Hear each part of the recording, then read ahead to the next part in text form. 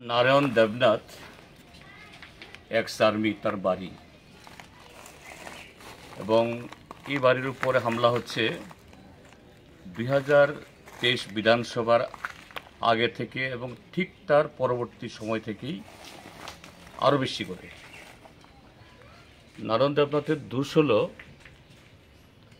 সে সিপিআইএমের সমর্থক এবং এটা 2023-এর বিধানসভার পরেই নির্বাচনের পরেই তার বাড়ি পুড়িয়ে দেওয়া হয়েছে। এই যে এদিকটা সবটাই, এবং কিচ্ছু নিতে পারেনি এবং এখনও সে ঘর ছাড়া। অপরাধীরা সমস্ত এলাকার একজন খুব প্রভাবশালী নেতা, বিজেপির বড় সাংবিধানিক পদে গেছেন এখন, তার একজন শ্রীমান তার সাথে যুক্ত।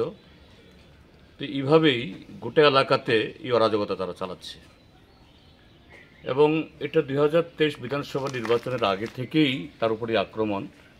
কেন সেই এলাকাতে সিপিএমের হয়ে কাজ করে, জনগণকে সংগঠিত করে।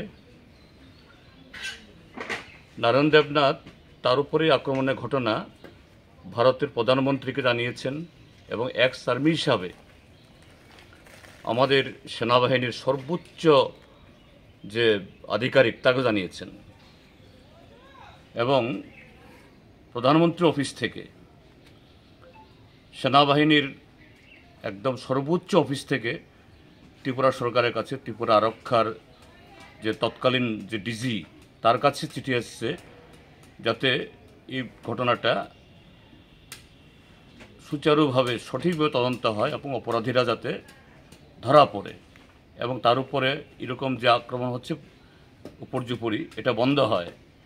কিন্তু দুর্ভাগ্যের যে ভারতের সেনাবাহিনীর সর্বোচ্চ যে আধিকারিক তার অফিস থেকে নির্দেশ আসার পরও এবং ভারতের প্রধানমন্ত্রীর অফিস থেকে আসার পরও ত্রিপুরার যে সরকার, ত্রিপুরার আরক্ষা দপ্তর তার নিরাপত্তা বিধান করতে পারেনি।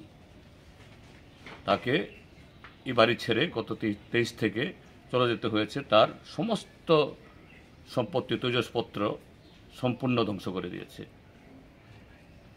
এখন তিনি বাড়িতে থাকেন না, কিন্তু এখানে সম্পত্তি এখানে রয়েছে। পরিস্থিতি একটু নর্মাল হচ্ছে। গত 29 তারিখে সেখানে সমস্ত রকমের ভয় হুমকি উপেক্ষা করে হাজার হাজার মানুষ এসেছেন। বুঝতে পারছে এই সমাজ বিরোধীরা এবং তাদের মাতব্বররা দিন বদলাচ্ছে, কাজেই মানুষকে সন্ত্রস্ত করার জন্য আবার গতকাল রাতে আগুন লাগিয়ে দিয়েছে। তো এই জন্যই আমি আজকে দেখতে আসলাম যে ত্রিপুরাজ্য কী চলছে এখানে, আইন শৃঙ্খলা কাদের হাতে।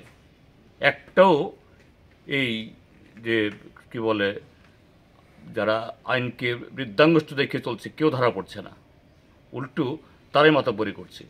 এ হলো ত্রিপুরাজ্যের, ওই যে একজন মন্ত্রী বলেন clear picture law and order, এই হলো clear picture law and order.